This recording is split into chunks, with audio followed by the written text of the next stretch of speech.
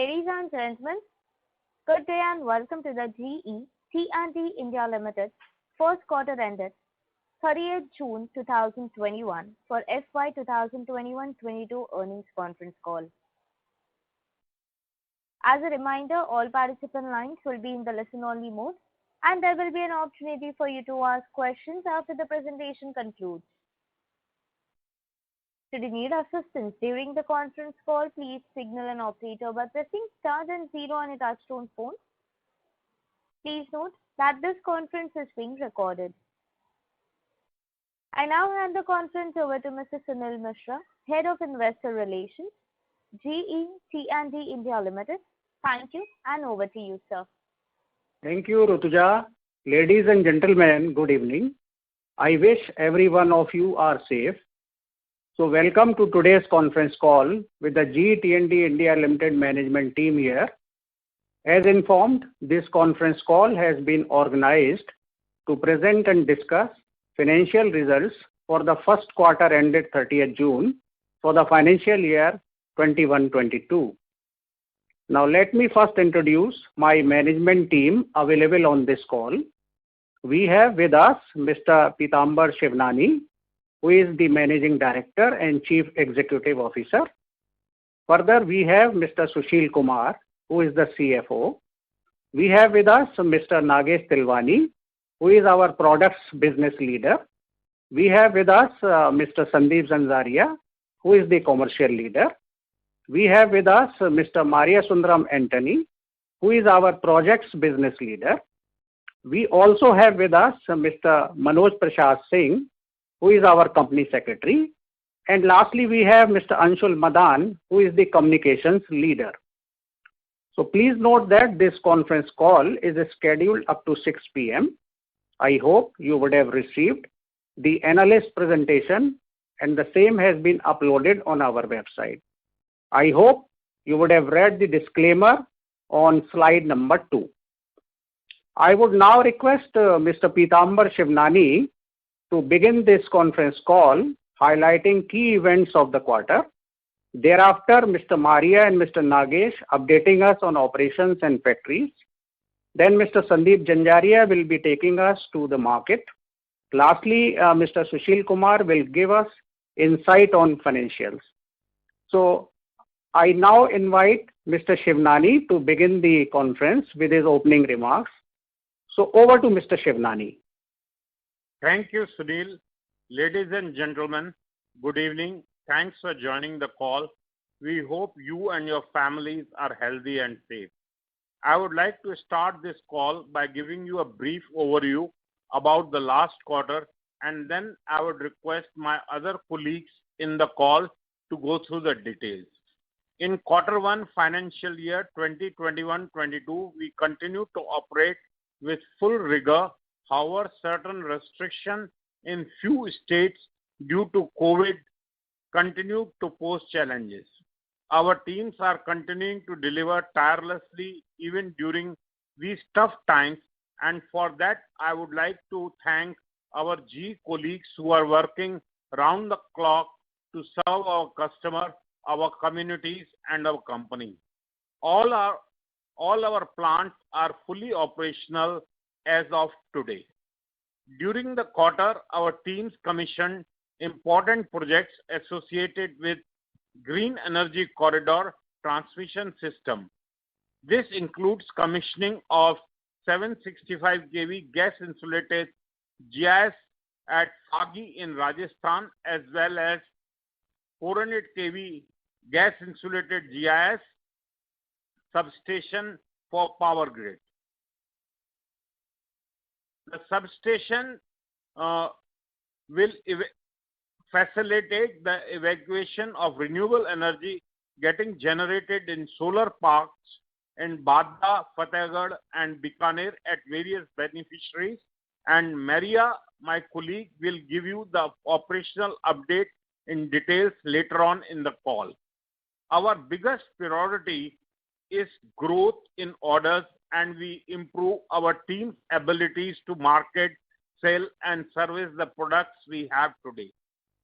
Though Sandeep will talk about the orders in detail, but let me highlight one of them here, which is related to our continued winning streak in 765 kV power transformer segment.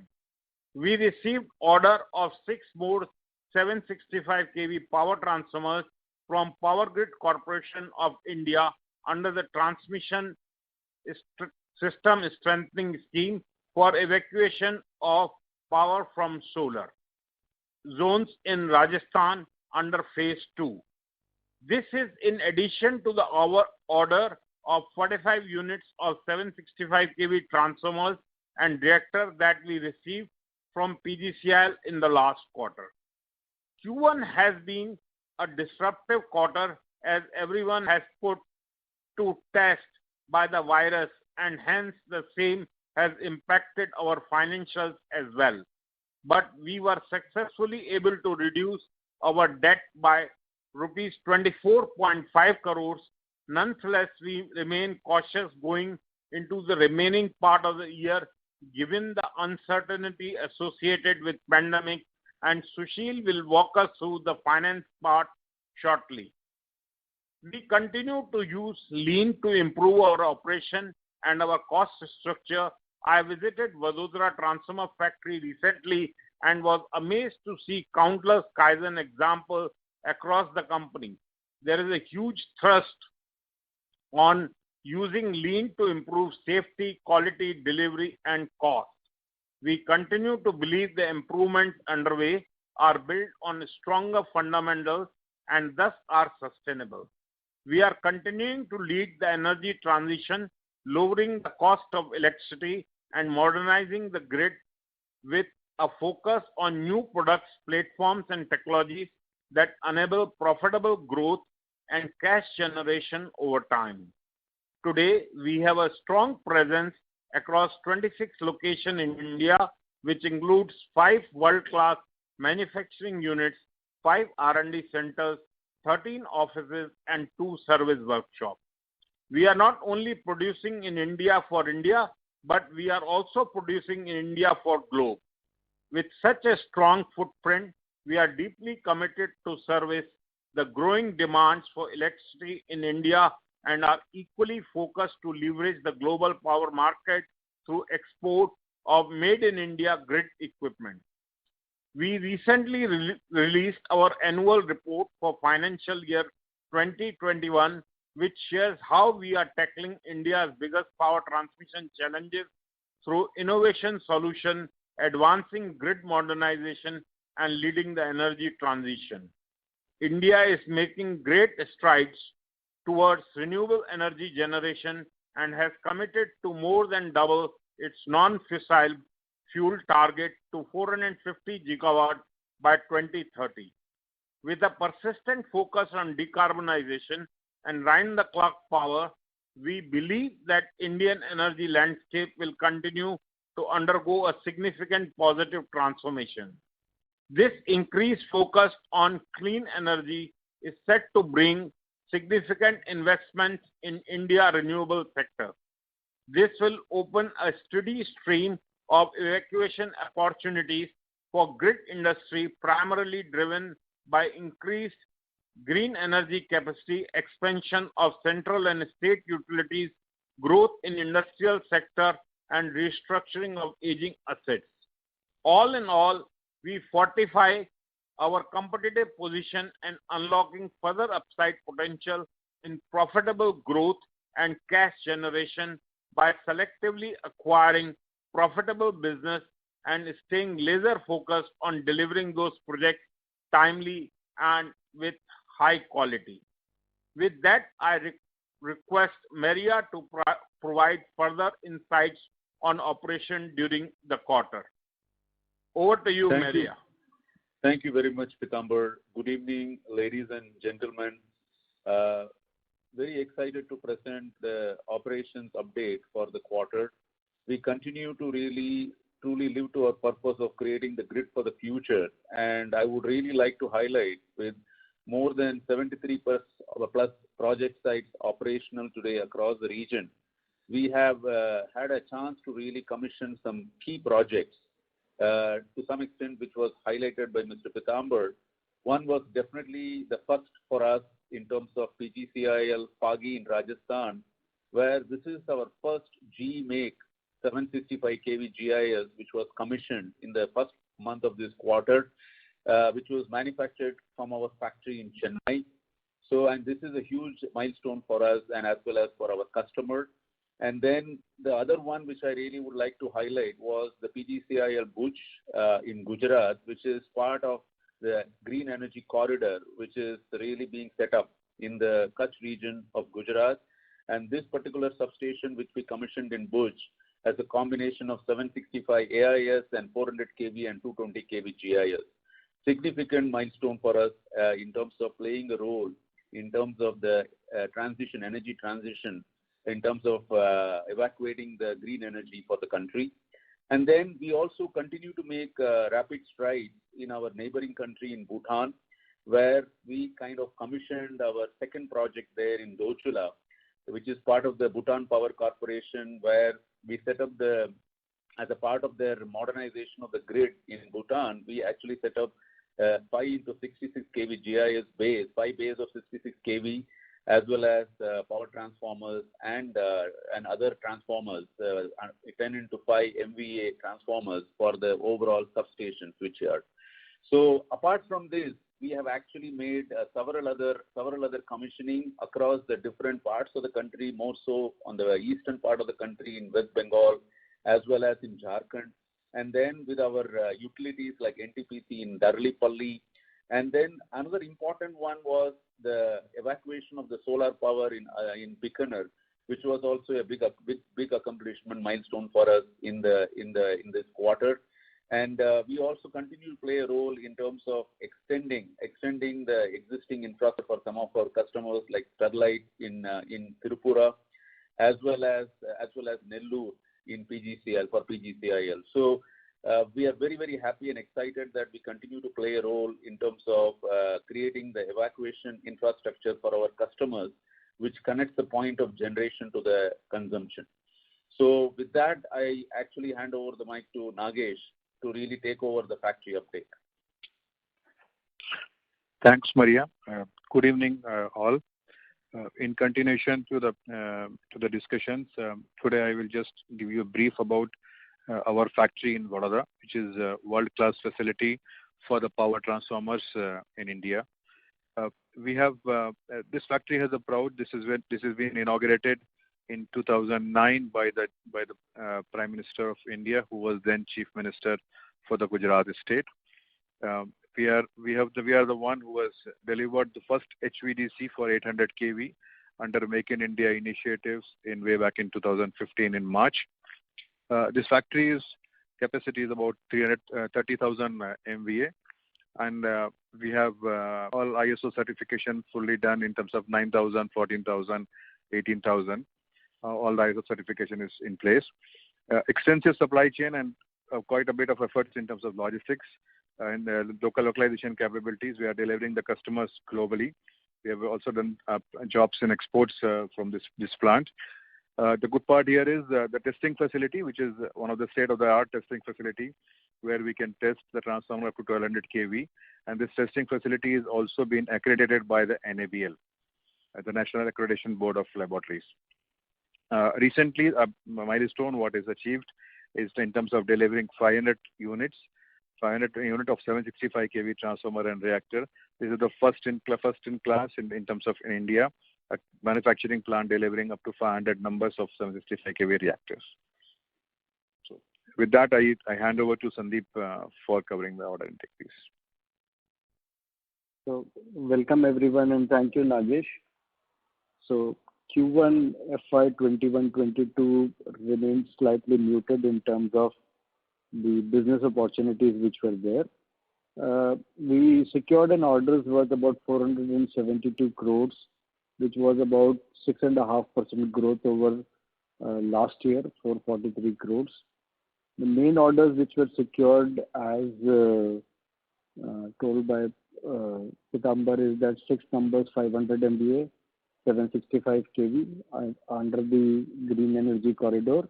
And of course, in the previous slide, Nagesh also said that we are the first company in India to deliver 500 units of 765 kV transformer reactor, and we are miles ahead by our next competitor. We also won another 220 by 33 kV AIS substation from Bhutan Power, continuing our success in Bhutan. And from KPCL Raichur, we won an order for replacement of 400 and 220 kV equipments. So that's a refurbishment which we are doing there. Taking further strides into the renewable segment, we took one order for 400 kV substation, including transformers from Renew Power at Bikaner, and one from Powerica for their wind power plant 220 kV switchyard in Gujarat, Khambhalia. So there were multiple, if you see, orders which are coming from the evacuation of renewable projects. Then, of course, from Tanzania, we have taken order from Auguste International for supplying the CTs and CVTs from our factory at Hosur. And one of the prize for the quarter is that we have won a 3-year O&M contract from Tata Motors for 3 years for both of their plants, for Sanand as well as the Pune plant. So we would be doing the O&M for their 3 years. So thank you very much, and now I hand over to Sushil. Thanks, Sandeep. Good evening, ladies and gentlemen. Hope everyone is safe and healthy. So this quarter, while Sandeep talked about muted market and the order intake, so this quarter was also in the similar lines impacted by COVID wave 2 significantly. So the execution was also impacted for us. On page 9, we have given the split of orders and revenue between export and domestic. So overall, we did about 472 crore of orders, of which 36% came from the export market and 64% of the orders were from the domestic market. On the revenue side, we did 638 crore of revenue, of which 21% of revenue was done from the execution of export orders, and about 79% of revenue was from the domestic orders. End of June, we had about 4,300 plus crore of order in hand, of which 63% of the orders come from the private segment. About 20% of the orders come from the state utility, and 17% of the order in hand that we have come from the central utility and public sector undertakings. Moving to page 10 on the financial profit and loss account. So overall, I'll say that the financial performance was in line with the last year. So last year, first quarter was impacted by the lockdown. And similarly, this year, first quarter has been impacted by the health issues and the COVID wave 2. But overall, we were at 638 crore of revenue, almost similar to what we achieved in the last year. Our EBITDA of 14 million was slightly better than 3 million EBITDA in the last year. And the loss before tax of 25 crore is slightly better than 26 crore of loss that we had in the last year. On the cash and debt front, we generated about 25 crore of cash from operations in this quarter, and accordingly were successful to reduce our debt by 25 crore. Our net debt end of June 30th stand at around 135 crore. So with that, we'll move to the question and answer. Thank you. Thank you very much. So we will now begin the question and answer session. Anyone who wishes to ask a question may press star and 1 on the touchtone telephone. If you wish to remove yourself from the question queue, you may press star and 2. Participants are requested to use handsets while asking a question. Ladies and gentlemen, we will wait for a moment while the question queue assembles.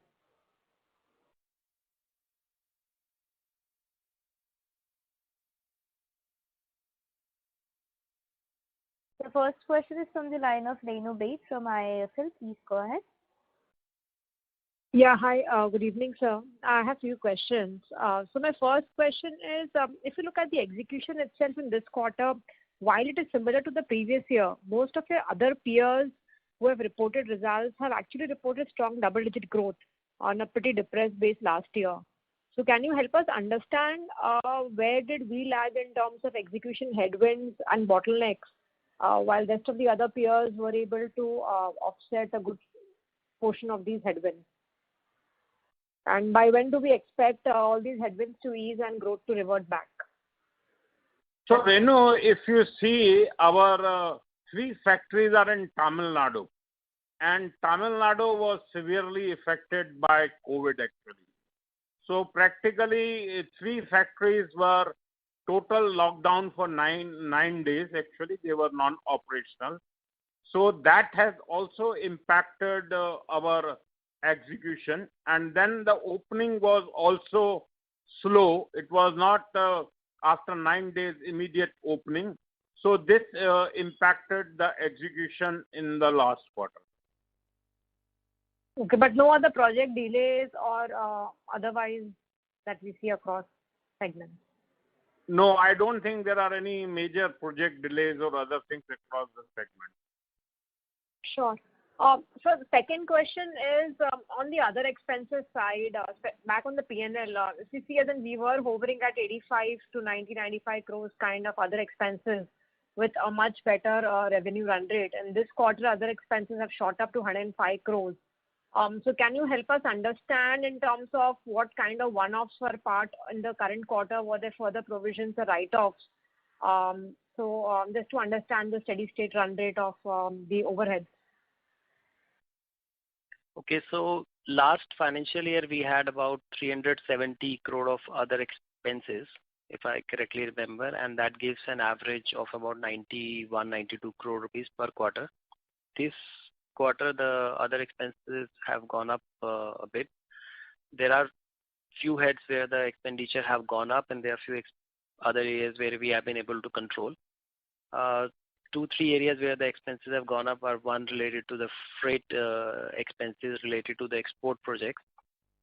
Second is the forex loss due to adverse currency movements. Third is the reimbursement of business support charges to Grid Headquarters. And then we have improvements on various heads like rate and taxes and other many areas like data management charges and so on. So overall, I think this run rate of 105 crore is generally what is going to continue. What was the quantum of forex MTM loss, if you can quantify that? Forex loss was about 6 to 7 crore versus a gain in the last quarter. Got it. So my next question is essentially, if we look at the business, especially from the order inflow and marketing perspective, so what is our exposure on the non-utility based market? We have received a small O&M order from Tata Motors, but otherwise on the industrial sector, what is the kind of current exposure? And on a very broad base, how does that look versus the previous trend? The point is, if we see manufacturing capex or industrial capex picking up, do we have a fair share addressable market to increase the wallet share from the customers in this segment? Hi Renu, Sandeep here. So basically what's happening is, yes, we are seeing the capex which is coming back into industry, but for us to have a meaningful play in the industry, we require large capex, because mostly we are operating into 220 kV and 400 kV segment or 765 kV segment.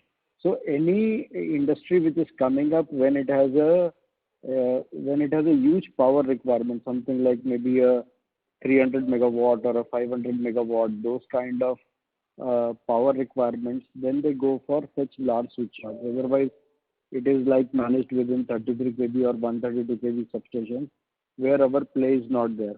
Of course, we are seeing some capex coming in the metal side, for example, on the steel side, on the aluminum side. So there are plans which the larger metal players are discussing. We have seen some very small traction happening, but probably maybe with next 1 to 2 quarters, we will see some new tenders coming, which would be then addressable by us. But nothing much on the data center for us? So nothing much of the data centers, primarily because data centers are again they are like power guzzling kind of applications, but the maximum voltage which is required is like 220 kV. So we have certain products which we are offering, for example, GIS, etc. In that, and in fact, we are doing one or two. We are supplying to various EPCs as well for the products for the data center. But the overall application in the substation in a data center is not like a very big number. Correct. Not much of validation there from No. spaces. No. If I just to give you a data center would be having a substation which might be costing about, say, somewhere between about 20-25 crores, just a ballpark number. Got it. And just one last clarification, the repeat order which we have gone, or the additional order which you have won from Power Grid for the Rajasthan evacuation green corridor project, has it come at better pricing in terms of factoring in all the cost inflation, or the pricing would be similar to the old orders which we had won in March during the fourth quarter of 21? No, it's better than what we had won in the first quarter. In the last quarter of the last year, because the metal price increases were factored when we took this order. Got it. Thanks, sir, for the clarification. I'll get back in the queue with more questions. Thank you and all the best. Thank you. Thank you. Participants, to ask a question, you may press star and 1. The next question is from the line of Bhavin Vithlani from SBI Mutual Fund. Please go ahead. Thank you for the opportunity. My first question is on the gross margins. From last couple of years levels of 23-25%, this quarter we did see an improvement of almost 300 bips plus YOY and 700 sequentially. If you could give more color on this, and what is a sustainable level that we could expect on the gross margins front? Thanks, Bhavin, for the question.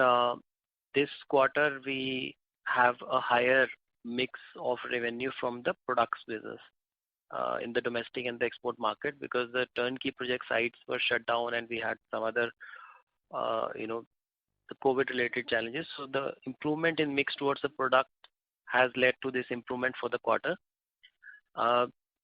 Won't be giving a long, the guidance on the margin, but on a long term, I think last financial year we had about 26.5% as the gross margin, and prior to that in the financial year 19-20, we had a gross margin of around 27.5 or 28% in that range. So on long term basis, that will be the margin subject to the commodity price challenges, etc., which management is trying to mitigate.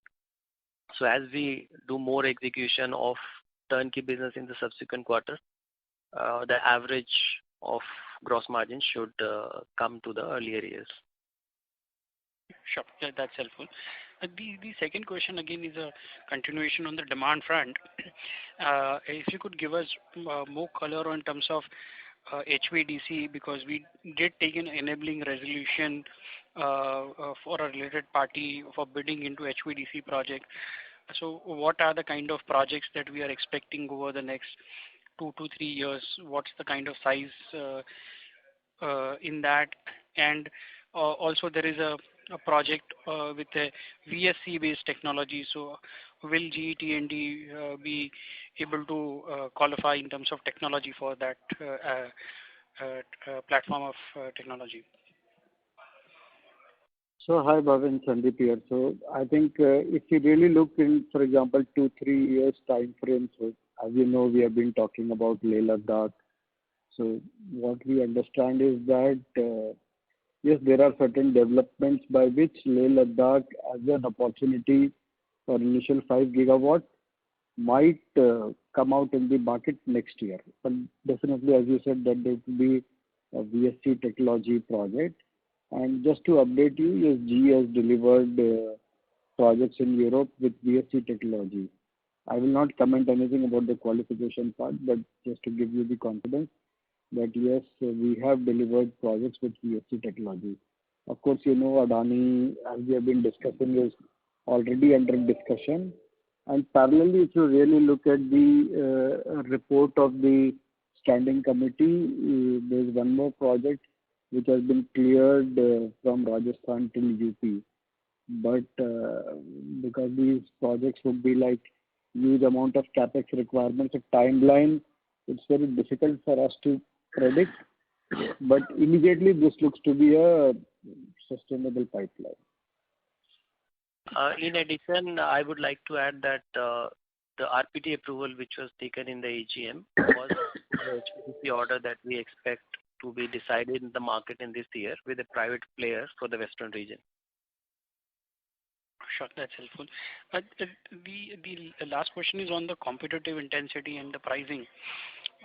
So sometime in middle of last fiscal year, government actually put non-tariff barriers on the Chinese. So if you could give us some color on in terms of the pricing and the margins for the products for the projects that are coming up now. Are we actually seeing any improvement in that? And secondly, alongside that, one of your peers did mention that the delivery timeline, especially on the transformer, has elongated. So from 6 months now, it has been 18 to 24 months. Any color on that will be very helpful. That's my last question. So, Bhavik, just to give you an update, definitely, I will not say the prices have gone up because even after the Chinese competition has gone, I will say Chinese companies not participating, still there is an overcapacity in the market.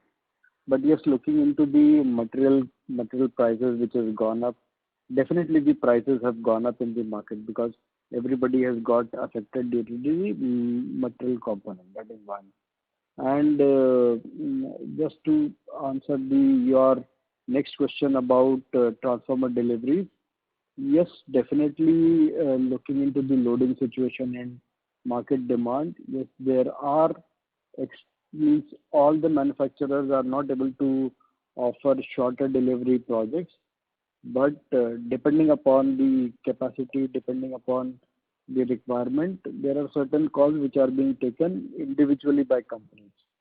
So for a large project, definitely it would be like minimum 18-24 months, but if suppose somebody requires 1 or 2 transformers, then definitely manufacturers are able to adjust those demands as well. Sure. Yeah. Thank you so much. Thanks, Devin. Thank you. A reminder to the participants to ask a question, please press star and 1. The next question is from the line of Ranjit Shivram from ICICI Securities. Please go ahead. Yeah, hi sir. Good morning. Good evening. A continuation of the previous question, in the last, I think the tender for the Kerala portion of HVDC, I somehow believe that we were qualified because of this VSC technology. So if this VSC qualification we have got prior to that, or was there any other reason that we did not qualify to the previous VSC related HVDC tender? I'm sorry to interrupt you, Mr. Shivram, but we cannot hear you properly. Your voice is breaking, sir. Can you hear me now? Yes. Yeah, it's much better. Yeah, so my question is pertaining to this VSC technology qualification for it. In the last tender which had come out for this in the Kerala portion, I think we were not qualified. So currently you are saying that we are qualified. So is it prior to this that we got the qualification? Just to get some clarity on that. So basically the qualification requirement was that you should have done a VSC project, which we have done now. So that's why we are qualified now to participate in VSC. And of course, when we are talking about such type of technology, definitely we require the kind of confidence also from the commissioning. So that we have now. Okay, okay. That's helpful. And when we look at the export, even this quarter, our export was 21%, and last year full year it was 22% of sales.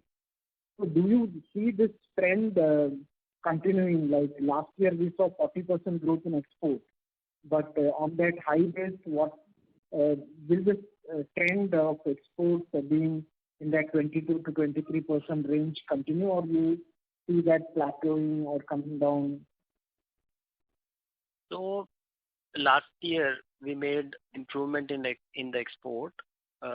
We had done about 22% of the revenue from export in the financial year 2021 compared to 18% of revenue coming from export in financial year 1920. As you see on the order booking chart also, our export share of order has gone up, at least for the quarter. And even in the last financial year, the exports were higher in terms of orders. So our effort is to compensate the muted domestic market with the export, and if we are able to win successfully, the revenue share should follow accordingly, and the export revenue should increase for the coming quarters. What's our share of export in our order book? It's given on the page 9. You have given it for the order intake. Okay, you're talking about order book. I don't have that number readily available, so we'll have to probably revert back to you separately.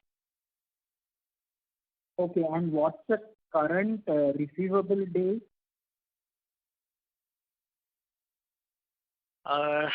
Just a moment. Give me some time. Maybe I'll come back to you in few minutes on this specific receivable days question. And again, we were very much gung-ho on this green energy corridor couple of quarters before. So what has actually transpired in terms of this green energy corridor opportunity? What's the kind of enthusiasm we are seeing in terms of inquiry level? If you can throw some color on that. So Ranjit, I think Sandeep here. So if you really look at green energy corridor, the government came out with few large packages in 2019, 19 about third quarter, and but since then there have been about 4 or 5 packages which got materialized last quarter of last financial year. But now we see a lot of traction happening.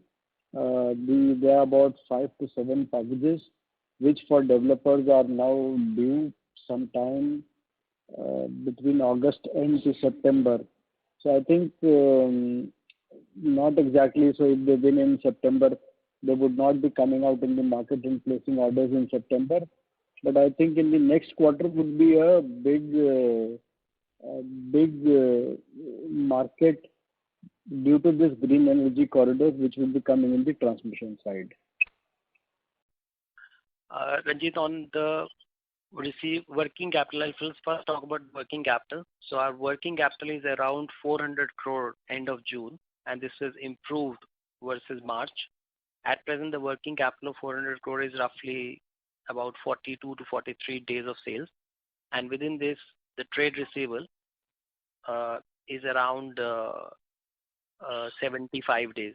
And in this trade receivable calculation, I'm not including the retentions which are not contractually due. In addition, I would also like to highlight that last financial year, we generated a cash flow of 270 crore. And in this quarter, we have generated about 25 crore of cash flow. So overall, 300 crore of cash flow generation in the last 15 months. Most of this has come from the improvement in working capital and especially the focus on the trade receivable and reduction in the receivable days. Okay. And sir, we are hearing regarding this distribution reforms on the anvil. So is there any chance that we will have some products, or we are completely out, we don't have any participation in that range of voltages? No, so in distribution, of course, we don't have a very large range of products, Ranjit, but definitely we are present because of our automation system. So once there will be an upgrade into the distribution system, more smarter systems would be put in place. So their automation is going to play an important role. And apart from that, there will be ADMS packages which will become for hundreds of towns which will be there to make the distribution system again smarter in terms of controls, etc., and monitoring. So the company also has a strong portfolio in terms of ADMS systems as well. So it's largely the automation part where we will have a larger role, because most of the low and medium voltage products has gone to Schneider during that specification. Yes, you are right. Because most of the distribution utilities are up till 33 kV, and in the split, what happened, the products with G is 66 kV and above. Of course, there are certain, for example, Gujarat or Chandigarh, or there are few distribution companies which still do up till 66 kV or 132 kV, but that's very minuscule in nature. Okay, so the automation market is a lucrative area for us for when this distribution reforms actually kick in on the ground. Definitely. Okay.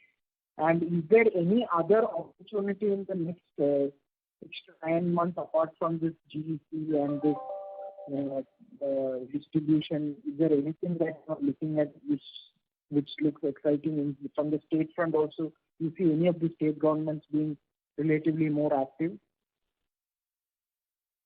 So I would say that there are few state governments which are active. For example, there are few tenders which are coming from Telangana. There are few tenders which are planned for Orissa, etc. But maybe something is planned from Bihar. But a sustainable a sustainable set of projects is still not picked up the pace what we had in practically 2019, 1920. Okay, sir. That's from my side. Thank you and all the very best. Thank you, Ranjit. Thank you. The next question is from the line of Renu Baid from IIFL. Please go ahead.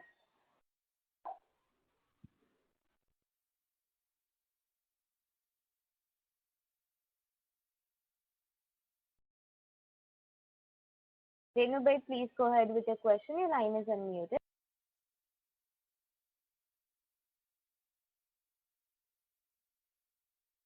As there is no response from the line, we'll move to the next question, which is from the line of Jonas Bhutta from Philips Capital. Please go ahead.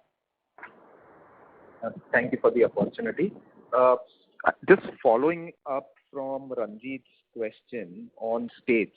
So, more from a longer term perspective, sir, the previous cycle we saw that, as PGCIL was building the national grid, the respective states also sort of upgraded their networks from, up to 220 or 400 kV. So, other than these sort of pocketed states which are throwing up tenders here and there, is there like a program over the next 5 years that will drive the next leg of ordering in states, or you think that is largely behind us and sort of it will be more patchy in that sense in terms of opportunities coming out of states? Because in the last cycle, states, if not equal to PGCIL, but were at almost 50-60% of where power grid was in terms of ordering, which in the last 2-3 years we've not seen that level of ordering in states as well. So would appreciate your comments on that. So our assessment is that definitely states should come up, because whatever renewable power is getting generated at the end, when it gets transmitted from the network which is built by TBCB players or the central utility, eventually goes to state, and state has to build the transmission network so that this power reaches to wherever it's designed for. So there has to be an investment which should come from states. So we are just waiting for the renewable sector with renewable sector capacity addition to pick up so that even the state transmission network should also start coming out with a more sustainable pipeline. Understood. So my second question was on one of these large HVDC projects that you'd highlighted in the fourth quarter call, which was Rajasthan UP.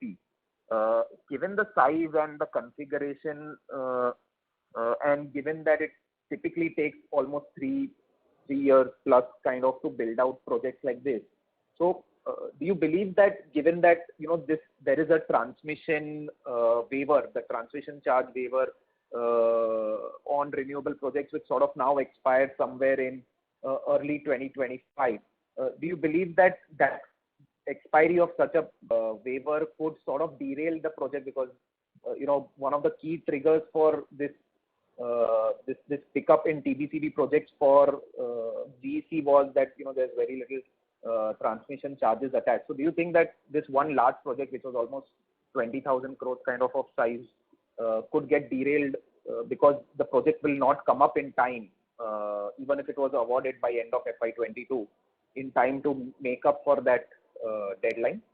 So out of the 3 odd HVDC projects, do you think that one will fall off? So I am not very sure on that because, the government keeps on. So if you really look at that, when last time the waiver expired, the government has extended the timeline. So I think that's probably more for the developers who would be investing into that project to take a call. I think it's very difficult for an EPC player or a manufacturer to comment on the viability of the project because of this government policy. Got it. And my final question was, sir, at the end of Q1, we are sitting on an order book which is almost 24-25% lower on a YOY basis. And I remember that you are targeting to do the same kind of top line this year as you did in FY21. Given how Q1 has panned out, do you still believe that you can get there? Given that you'll be running out of order book or growth avenues beyond, if the orders actually don't pick up now. So I think we will be able to do that level, even though we don't give a forward-looking statement, but we expect a growth in orders in times to come because the COVID wave 2 is over and there are a lot of TBCB packages which are coming up for finalization in next few months. So, and we have a backlog of 43.6 billion. So we will be able to cater to the balance part of this year well. But just to add on, I think if the orders do not pick up soon, there could be an impact as well. And also there is an uncertainty of COVID wave 3. So those are some of the elements which may impact the revenue execution for the year. Understood. Thank you and all the best, sir. Thank you.